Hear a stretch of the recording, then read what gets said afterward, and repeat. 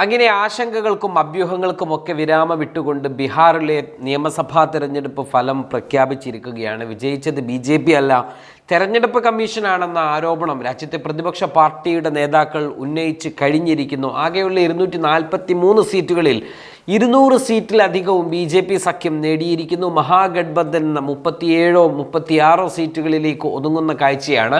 വലിയ മുന്നൊരുക്കങ്ങൾ നടത്തിയിട്ടും രാഹുൽ ഗാന്ധി ബീഹാറിലുടനീളം യാത്രകൾ നടത്തിയിട്ടും മഹാഗഡ്ബന്ധൻ്റെ വളരെ വലിയ പ്രചാരണങ്ങൾ നടത്തിയിട്ടും അത്രമേൽ വലിയ ജാഗ്രത കൈകൊണ്ടിട്ടും BJP സഖ്യം വീണ്ടും വിജയിച്ചതോടെ കോൺഗ്രസ് നേതാക്കളും മഹാഗഡ്ബന്ധൻ നേതാക്കളുമൊക്കെ ആകെ അമ്പരപ്പിൽ നിൽക്കുന്ന ഒരു സമയമാണിപ്പോൾ.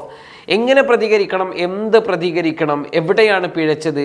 വോട്ട് ചോരി ആരോപണത്തിൻ്റെ സാധ്യതകൾ തന്നെയാണോ ഇവിടെയും ഹരിയാന മോഡൽ ഇവിടെയും നടപ്പിലായോ?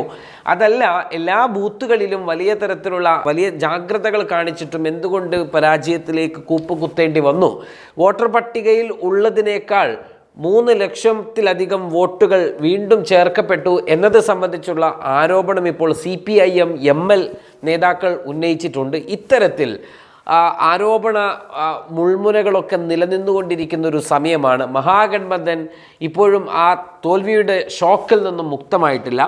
ബീഹാറിൽ നിതീഷ് കുമാർ നടപ്പിലാക്കിയ പദ്ധതികളുടെയും തെരഞ്ഞെടുപ്പ് മുന്നിൽ കണ്ട് സ്ത്രീകൾക്ക് നൽകിയ വലിയ സാമ്പത്തിക സഹായത്തിൻ്റെയും ഒക്കെ പിൻബലത്തിൽ നിതീഷ് ബീഹാറിലെ സ്ത്രീ വോട്ടർമാർക്കിടയിലെ സ്വീകാര്യതയെല്ലാം ഉപയോഗപ്പെടുത്തിക്കൊണ്ട് പ്രചാരണം നയിക്കുകയും തെരഞ്ഞെടുപ്പ് ഫലത്തിൽ NDA സഖ്യത്തിന് ഇത്തരം കാരണങ്ങളൊക്കെ ഗുണകരമാകാൻ പാകപ്പെടുകയും ചെയ്തു എന്നൊക്കെയാണ് NDA ക്യാമ്പ് വിലയിരുത്തുന്നത്. എന്നാൽ തെരഞ്ഞെടുപ്പ് പ്രചാരണം അവസാനിക്കാൻ ബാക്കി നിൽക്കെ രാഹുൽ ഗാന്ധി ഉയർത്തിയ ഹരിയാന നിയമസഭാ തെരഞ്ഞെടുപ്പിലെ വോട്ട് ചോരി ആരോപണവും വോട്ടർ പട്ടിക ക്രമക്കേടും വലിയ ആശങ്കകൾ NDA ക്യാമ്പിൽ നിലനിർത്തിയിരുന്നു.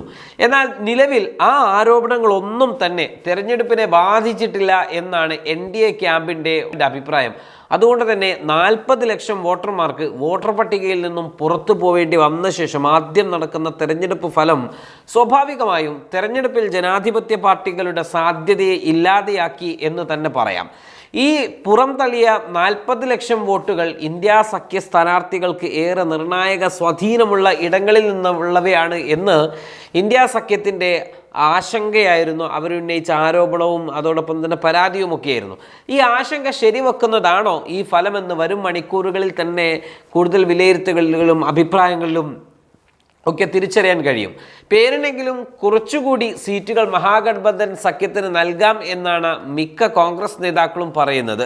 അങ്ങനെയല്ലെങ്കിൽ തെരഞ്ഞെടുപ്പ് കമ്മീഷനെ ജനം സംശയിച്ചു പോകുമെന്നും അവർ പറയുന്നുണ്ടെങ്കിലും കോൺഗ്രസ് ശക്തമായി വിശ്വസിക്കുന്നുണ്ട്, ഞങ്ങൾക്കിനി ഒരു തിരഞ്ഞെടുപ്പിലും ഇന്ത്യയിൽ തിരിച്ചു വരാൻ കഴിയില്ല എന്ന്.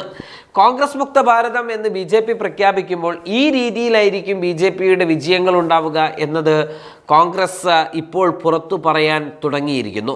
രമേശ് ചെന്നിത്തലയുടെ മാത്രം പ്രസ്താവന എടുക്കുക. മോഡി അമിത്ഷാ സഖ്യത്തിന് കീഴിൽ ജനാധിപത്യ മാർഗത്തിൽ ഇനിയൊരു തെരഞ്ഞെടുപ്പ് ഇന്ത്യയിൽ നടക്കില്ല എന്നുറപ്പാണെന്നും ജനങ്ങൾ ജാഗ്രത കാണിക്കണമെന്നുമാണ് രമേശ് ചെന്നിത്തല പറയുന്നത്. എന്നാൽ കോൺഗ്രസ് എന്താണ് ഓരോ തോൽവികളിൽ നിന്നും പാഠം പഠിക്കാത്തതെന്ന ചോദ്യം വളരെ പ്രസക്തമാണ്.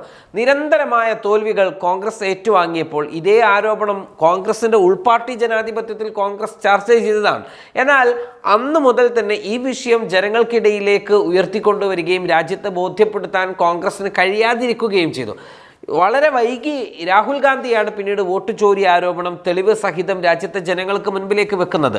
പക്ഷേ ഇത്തരമൊരു ആരോപണം രാഹുൽ ഗാന്ധി ഉന്നയിച്ചിട്ട് പോലും കോൺഗ്രസിൻ്റെ തന്നെ മിക്ക നേതാക്കളും ഈ വിഷയം വളരെ ശക്തമായിട്ട് ഏറ്റെടുക്കുവാനോ അത് സംബന്ധിച്ചുള്ള പ്രക്ഷോഭങ്ങളോ മറ്റു കാര്യങ്ങളോ സംഘടിപ്പിക്കുവാനോ ഒന്നും ഇന്നു വരെയും രാഹുൽ ഗാന്ധി ഇത് പ്രഖ്യാപിച്ചതിൻ്റെ മുൻപേയും ശേഷവും കോൺഗ്രസ് തയ്യാറായിട്ടില്ല എന്നതാണ് ഇതിലെ കൗതുകകരം. അതിന് വളരെ പ്രധാനമായിട്ടൊരു കാരണം കോൺഗ്രസിനകത്ത് രാഹുൽ ഗാന്ധി ഉന്നയിക്കുന്ന വിഷയങ്ങൾ ഏറ്റെടുക്കുന്ന ഒരു 2ാം നിര 3ാം നിര 4ാം നിര നേതാക്കളുടെ അഭാവവും അല്ലെങ്കിൽ അവർക്കതിനോട് താല്പര്യമില്ലായ്മയും ഒക്കെ ഒരു വിഷയത്തെ ജനകീയമാക്കി രാജ്യത്തിൻ്റെ മുൻപിലേക്ക് നിർത്തുന്നതിൽ രാഹുൽ പരാജയപ്പെട്ടുകൊണ്ടിരിക്കുന്നു എന്നാണ്. രാഹുലും കോൺഗ്രസും ഏത് തന്ത്രമാണോ മുന്നോട്ട് വെക്കുന്നത് അതിന് മറുതന്ത്രം പയറ്റുന്ന ഒരു BJP ഉണ്ടാകുമ്പോൾ സ്വാഭാവികമായിട്ടും ഗോഡി മീഡിയ എന്ന് പറയുന്ന തിരഞ്ഞെടുപ്പിൽ അല്ലെങ്കിൽ BJPയുമായി ബന്ധപ്പെട്ടുകൊണ്ടുള്ള ഗോഡി മീഡിയ എന്ന് പറയുന്ന BJP-യുമായി ബന്ധപ്പെട്ട് നിൽക്കുന്ന ആശ്രിത മാധ്യമ പ്രവർത്തകർ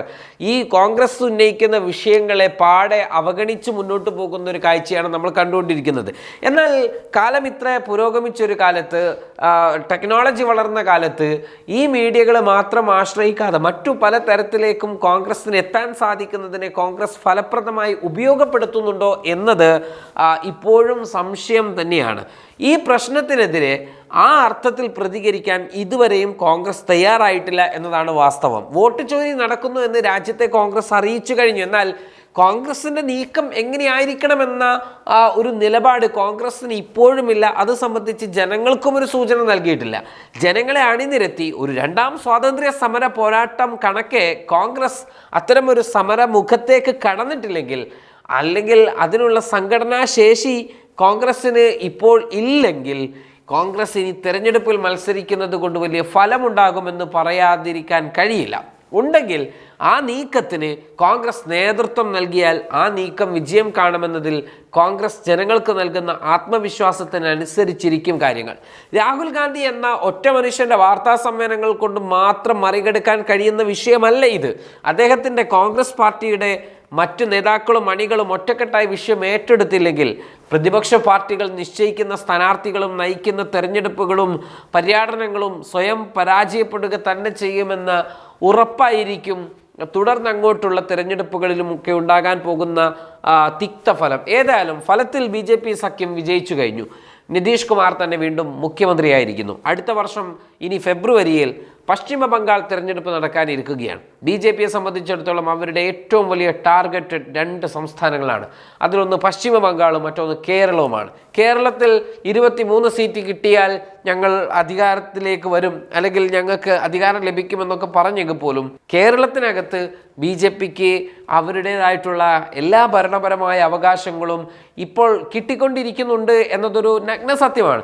എന്നാൽ പശ്ചിമ ബംഗാളിൽ അതിന് വിഘാതമായിക്കൊണ്ട് മമതാ ബാനർജിയുടെ വലിയ ചെറുത്തുനിൽപ്പുകൾ നമ്മളെപ്പോഴും കണ്ടിട്ടുള്ളതാണ്. അതുകൊണ്ട് തന്നെ പശ്ചിമ ബംഗാൾ പിടിച്ചടക്കുക എന്നത് BJP-യുടെ ഏറ്റവും വലിയ അജണ്ടയാണ്. ആ തെരഞ്ഞെടുപ്പ് കൂടി ഈ തരത്തിൽ പിടിച്ചടക്കുന്ന ഒരു സാഹചര്യം ഉണ്ട് എന്ന് കോൺഗ്രസ് നേതാക്കളോ അല്ലെങ്കിൽ പ്രതിപക്ഷ നേതാക്കളോ ഒക്കെ ഉന്നയിക്കുന്നത് പോലെയാണെങ്കിൽ, ഈ BJP വോട്ട് ചോരി നടത്തിക്കൊണ്ടാണ്